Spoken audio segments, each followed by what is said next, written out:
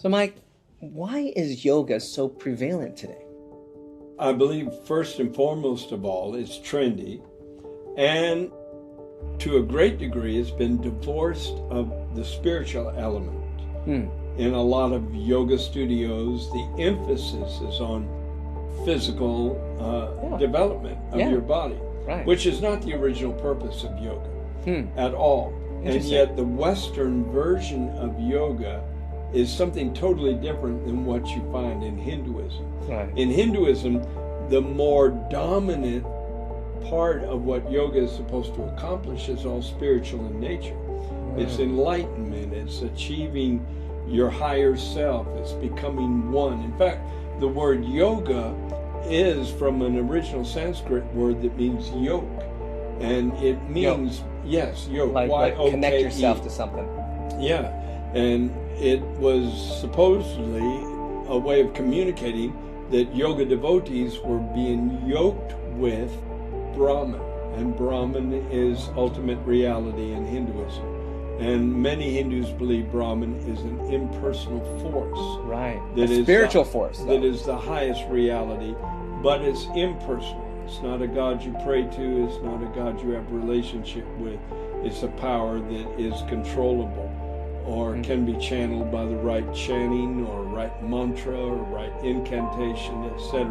Not all Hindus believe that. Some Hindus believe that individual gods, individual deities are the highest reality. Like you have devotees to Vishnu, and you have devotees to Shiva, you have devotees to Krishna, a very popular Hindu god. And they believe that this Brahman energy or manifestation is like an effulgence or radiation from that individual god, but that individual god is the highest reality.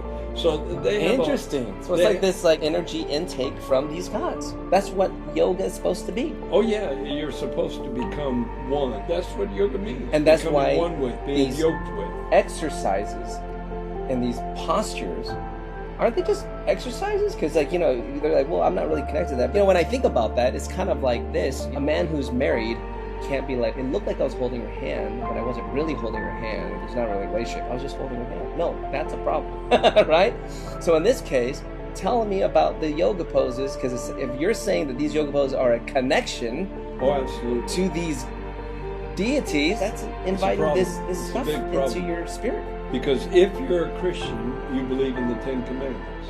Right, which is, you shall not bow down to the other gods. Right, and you shall not make any graven images. Right. First two commandments, you shall have no other gods before me, and you shall not create any graven images, which are idols, to be worshipped. Well, every yoga pose, and I know this authoritatively as a former yoga teacher. I taught at 4 universities, 300 students consider me their guru, and every one of those yoga poses is dedicated to an individual deity. Really? And it's an invocation to that deity. To that specific one? Yes, to come and manifest in your life.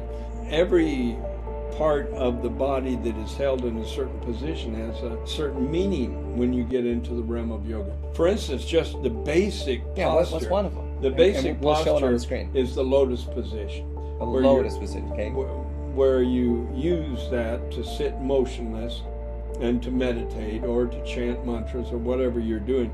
And normally when a person assumes the lotus position, they put their hand like that, right? And rest it on their knee. I've seen that. That's called a mudra.